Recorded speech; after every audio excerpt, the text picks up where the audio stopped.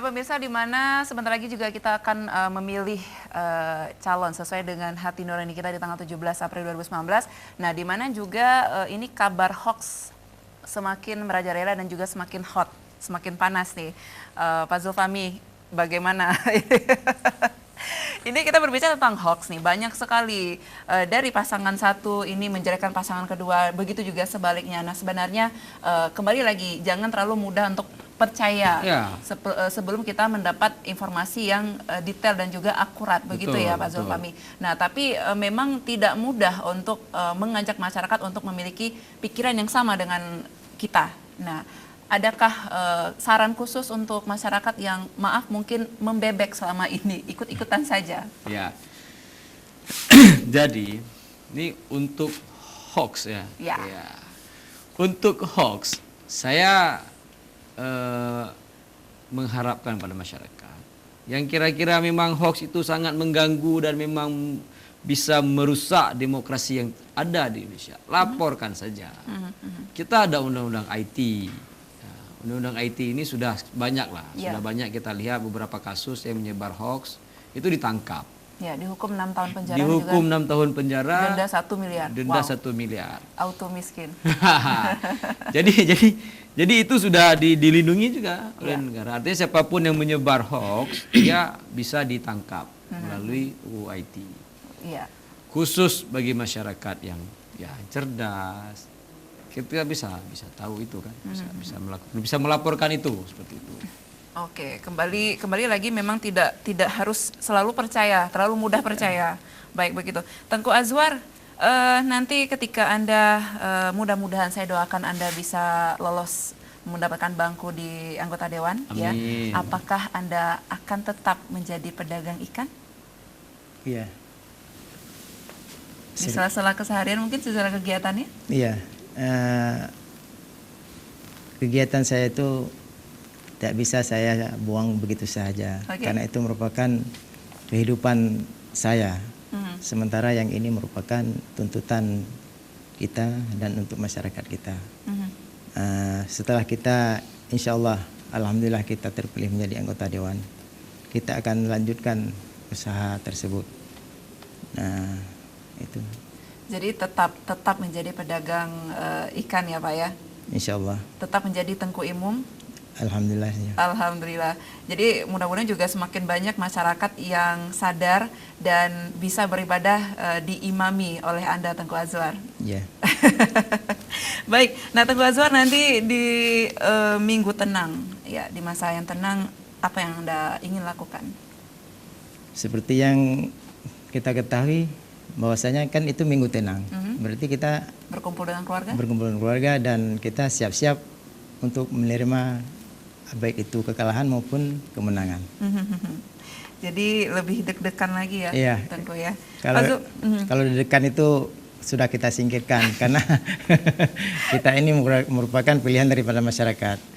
Oke, Pak Zulfami, untuk evaluasi dan juga solusi terhadap aneka persoalan sosial yang ada di Kecamatan Darul Imarah, Darul Kamar dan juga Simpang 3, bagaimana nanti evaluasinya sampai saat ini, eksekusinya ataupun hasilnya? Ya, saya rasa kan untuk eksekusi itu ada dinas terkait ya pasti. Tapi kita sebagai anggota dewan dari Partai Gerindra terus melakukan upaya mengevaluasi dinas terkait, khususnya dinas sosial, tentang tepat sasaran. Baik. Tepat sasaran artinya bantuan sosial yang diberikan itu harus tepat sasaran. Jangan sampai kemudian melenceng kemana-mana seperti itu. Jadi lebih ke itu. Nah ini juga diharapkan sesama caleg harusnya bisa saling mengedukasi, ya, dimana berkampanye secara santun, ya, dengan sopan santun dan juga tidak menyerang secara personal, begitu ya. Betul. Nah ini juga harus diperhatikan oleh semua caleg muda yang sudah ataupun akan naik, dan mudah-mudahan saya juga doakan Anda mendapatkan suara sesuai dengan harapan dan juga ekspektasi Anda. Yeah. Nah Untuk janji-janji, ini katakan saja nih Pak Zulfahmi, janji-janji caleg semuanya yang Semuanya bagus-bagus dong, manis. manis semuanya nih Betul. sebelum terpilih nih. Betul. Nah, ketika janji tersebut tidak bisa direalisasikan oleh si caleg yang nantinya akan menjadi anggota dewan, untuk masyarakat, apakah mereka diperbolehkan untuk mengeluh atau mengirimkan surat keluhan ke anggota dewan tersebut atau bagaimana? Ya, itu sudah pasti bisa. Prosedurnya seperti apa? Yang harus dipahami, di dalam kegiatan DPR itu ada yang namanya reses. Setahun itu 3 kali, atau setelah sidang paripurna 2 kali, kita akan melakukan reses, kunjungan ke masyarakat. Di dalam reses itu, kita akan menyerap segala masukan dan saran-saran dari masyarakat. Disitulah ruang bagi masyarakat untuk melakukan penilaian terhadap anggota dewan yang dipilih. Anggota dewan yang dipilih seperti tadi sudah menjadi kewajiban ya untuk mendengar wilayahnya seperti itu. Ya mungkin kekurangan air misalnya seperti di wilayah kita, kemudian kekurangan bibit. Tapi dalam tahapan evaluasi gitu. Jadi jangan dipahami karena gini, kadang-kadang masyarakat belum begitu memahami tentang tugas dan fungsi daripada DPR itu sendiri. Iya. Yang membagikan bibit itu bukan DPR, tapi dinas terkait, dinas pertanian khususnya. DPR melakukan pengawasan tentang kemana bibit ini akan dibagikan, seperti itu. Itu yang harus dipahami saya rasa. Betul sekali. Biar tidak terjadi ini ya. Nanti jangan sampai masyarakat beranggapan oh dewan nggak kerja. Iya. Ya kan? Begitu. Dewan nggak kerja, kemudian dewan selama ini ya kayak tadi ukang-ukang kaki sebagainya kan. Sebenarnya kita melakukan kerja kita seperti itu. Bagi bibit itu bukan tugasnya DPR gitu. Ya. Tapi bibit itu tepat sasaran itu harus dievaluasi oleh DPR. Ya artinya memang masih banyak lah, di satu sisi yang lain kita harus berbenah juga. Ya. Kita harus berbenah juga, kemudian ya berprasangka baiklah terhadap Ya. orang lain. Ya, artinya Biar memang masyarakat kelihatan diperbolehkan untuk mengeluh ya begitu ya. Pasti bisa. Ya. Ada ruangnya itu namanya ses di dalam kegiatan DPR. Oke. Nah, dari tahun 2014 dan sekarang naik lagi nih Pak Zulfahmi, PR mana yang belum Anda kerjakan? Iya. Yang masih menjadi tugas ini pastinya juga masyarakat atau juga warga di ketiga kecamatan ini sedang menunggu nih. Ini selesai nggak sih kerjaannya nih? Ya. Jadi saya secara pribadi ada tugas yang mungkin belum tuntas. Kenapa saya kemudian mendaftarkan kembali? Mencalonkan kembali. Memang kita akui peran milenial, peran anak muda hari ini sangat maksimal. Tapi peran itu jangan kita buat di bawah meja. Saya berkeinginan peran daripada anak muda di Aceh khususnya di dapil saya itu bisa naik ke atas meja. Jadi saya coba memberikan ruang ke anak muda khususnya di dapil saya untuk bisa mengaktualisasikan segala kebaikan yang dimilikinya itu secara nyata. Itu dalam bentuk ya kayak tadi. Apakah itu kampung binaan yang dikelola oleh anak muda, ataupun kampung seni yang kemudian dikelola oleh anak muda yang berbakat seni, seperti itu. Jadi semacam pembagian zona kalau kita bilang ya, zona keahlian anak muda itu kita terapkan di kampung-kampung binaan kita. Baik. Itu. Artinya memang masih ada tugas yang belum Anda tuntaskan. Akhirnya Anda mencalon kembali dengan harapan dipilih kembali oleh warga. Iya. Ya. Dan Anda bisa menyelesaikan tugas. Betul. Berikutnya. Memaksimalkan peran daripada anak muda.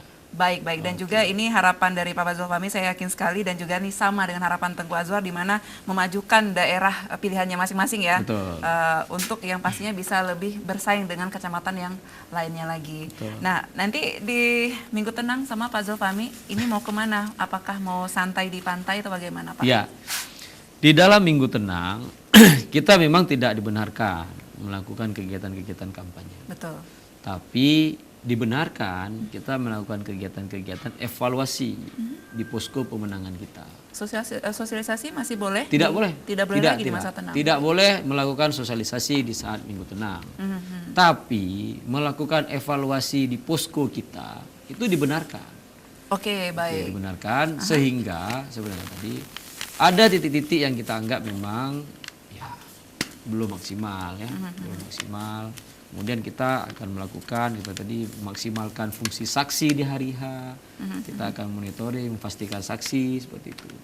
Ya terakhir yang bisa kita lakukan adalah berserah diri. Ya, kepada harapan Allah. Anda seperti apa? Harapan saya rasa semua kandidat harapannya adalah menang. Ya. Seperti itu ya.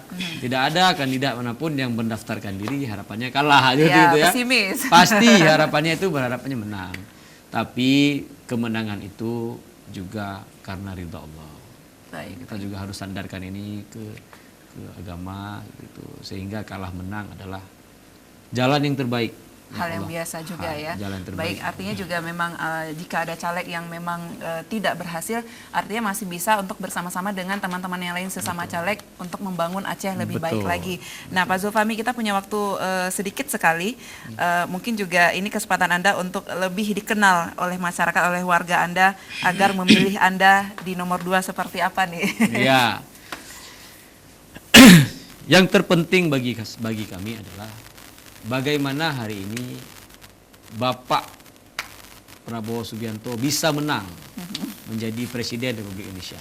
Itu yang paling penting bagi saya. Bagi kami khususnya Partai Gerindra itu sangat penting.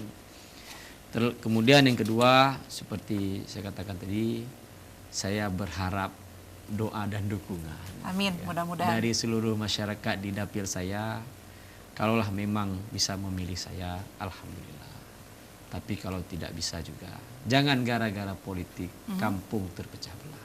Baik, baik. Terima kasih. Luar biasa.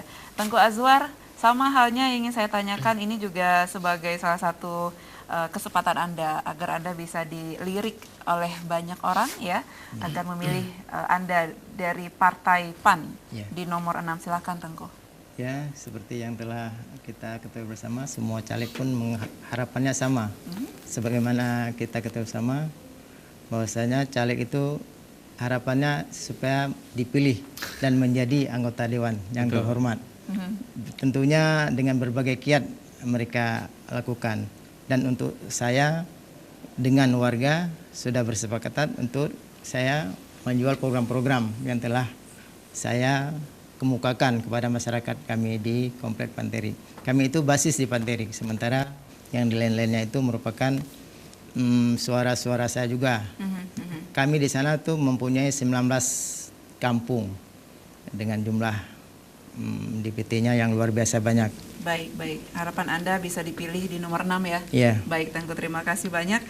Mudah-mudahan jika Anda jadi anggota dewan, tetap menjadi sosok yang rendah hati, ya, tidak sombong, dan masih mau jualan ikan ya Tengku ya. Okay. Baik, terima kasih banyak Bapak Zulfahmi. Mudah-mudahan ini sangat bermanfaat sekali untuk pemirsa di rumah.